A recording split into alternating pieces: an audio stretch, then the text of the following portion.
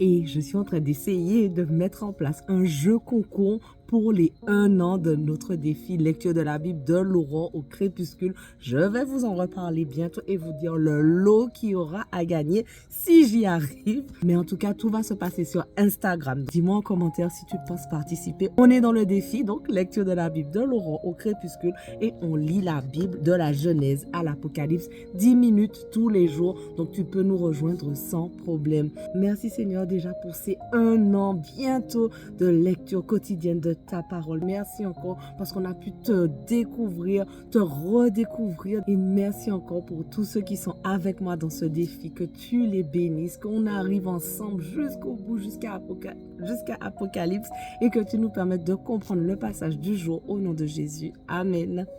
Alors c'est parti, Jérémie 11, verset 6. Et l'Éternel me dit, proclame toutes ces paroles dans les villes de Juda et les rues de Jérusalem. Dis-leur, écoutez les termes de l'alliance, appliquez-les, car j'ai averti vos ancêtres dès le jour où je les ai fait sortir d'Égypte jusqu'à ce jour. Oui, sans me lasser, je les ai bien avertis de m'écouter. Ils n'ont pas écouté, non, ils n'ont pas prêté l'oreille, mais chacun s'est conduit selon les penchants de son cœur mauvais. Alors j'ai fait venir contre eux tous les maux dont il est question dans l'alliance à laquelle je leur avais commandé d'obéir, puisqu'ils ne l'ont pas appliquée. L'Éternel ajouta, les habitants des villes de Juda et de Jérusalem préparent un complot. Ils ont commis les mêmes fautes que leurs premiers ancêtres qui avaient refusé d'écouter mes paroles. Eux aussi, ils ont adopté d'autres dieux qu'ils ont adorés. Oui, le royaume d'Israël et le royaume de Juda ont transgressé l'alliance que j'avais autrefois faite avec leurs ancêtres. C'est pourquoi l'Éternel vous déclare aujourd'hui, je ferai fondre une calamité sur eux et ils ne pourront pas y échapper. Lorsqu'ils m'imploreront, je ne les écouterai pas. Alors les habitants des villes de Juda et de Jérusalem pourront aller lancer des appels à leurs dieux auxquels ils offrent des parfums.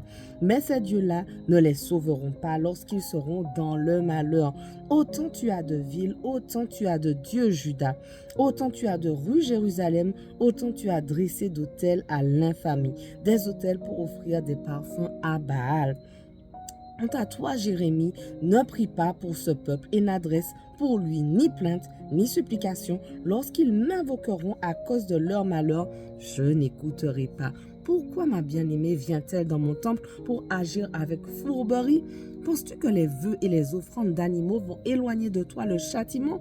Penses-tu t'en sortir?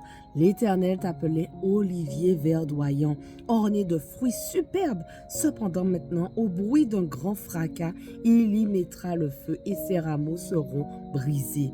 Le Seigneur des armées célestes qui t'a planté a décidé ton malheur à cause des méfaits que les gens d'Israël et les gens de Juda ont accomplis, car ils ont provoqué mon courroux en offrant des parfums à Baal. L'Éternel m'en a instruit et il m'en a informé.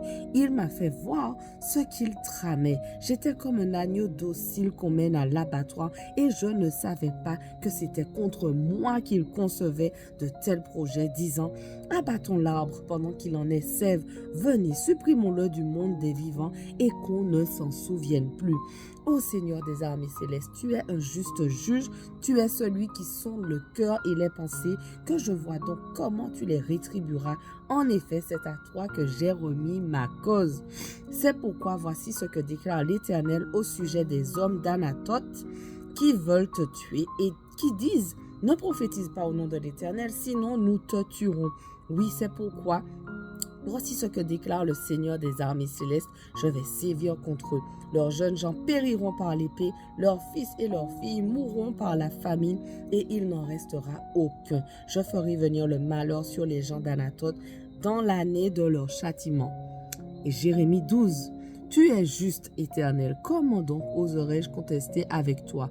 Cependant, je voudrais discuter avec toi de la justice. Pourquoi les méchants réussissent-ils? Pourquoi les infidèles vivent-ils si tranquilles? Oui, tu les as plantés et ils ont pris racine. Ils progressent sans cesse et ils portent du fruit. Tu es près de leur bouche, mais très loin de leur cœur. Mais toi, ô Éternel, tu me connais et tu me vois et tu sondes mon cœur qui a pris ton parti.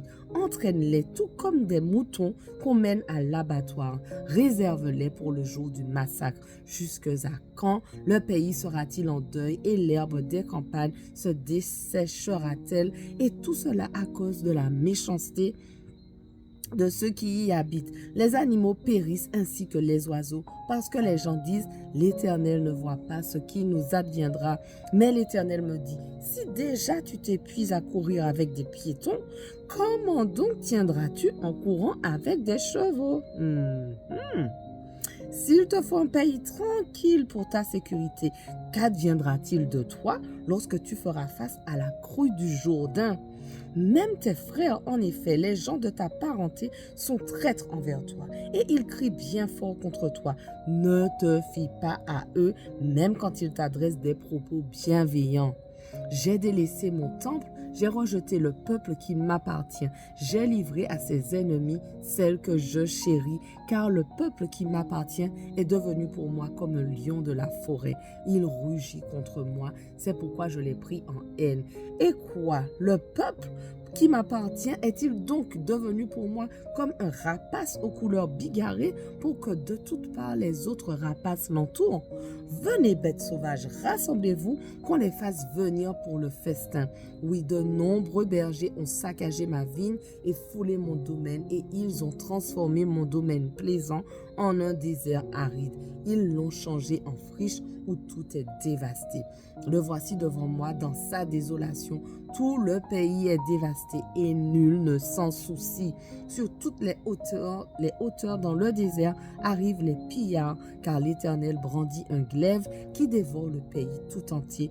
D'un bout à l'autre, il n'y a plus de paix pour aucun être humain. Ils ont semé du blé, ils récoltent des ronces, ils se sont fatigués pour n'aboutir à rien. Le fruit de vos moissons vous remplira de honte. C'est là l'effet de la colère ardente de l'Éternel.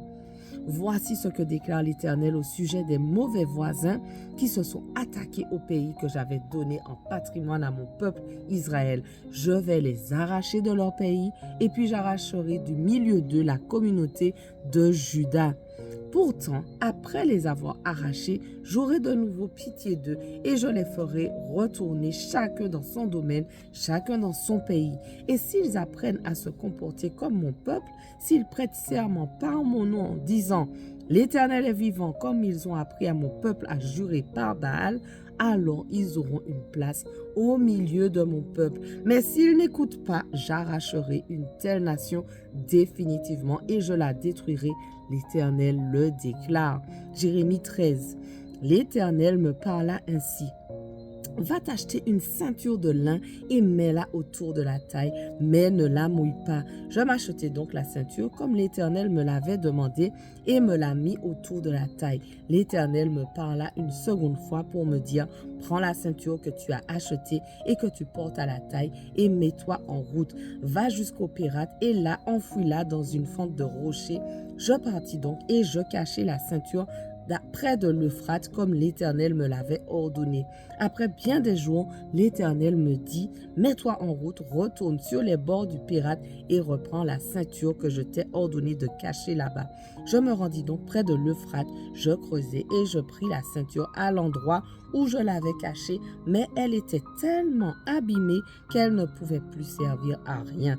Alors l'Éternel me parla en ces termes, voici ce que déclare l'Éternel, c'est de cette manière que je vais abîmer ce qui fait la fierté des Judéens, de la grande fierté de Jérusalem. Ce peuple de méchants qui refuse de m'écouter, qui suit les penchants de son cœur, qui s'attache aux dieux étrangers pour leur vouer un culte et se prosterner devant eux, deviendra semblable à cette ceinture qui n'est plus bonne à rien, car comme la ceinture est attachée à la taille d'un homme, ainsi je m'étais attaché toute la communauté d'Israël et toute celle de Juda. L'Éternel le déclare pour qu'elle devienne pour moi, mon peuple et mon honneur, un sujet de louange, une parure, mais ils ne m'ont pas écouté.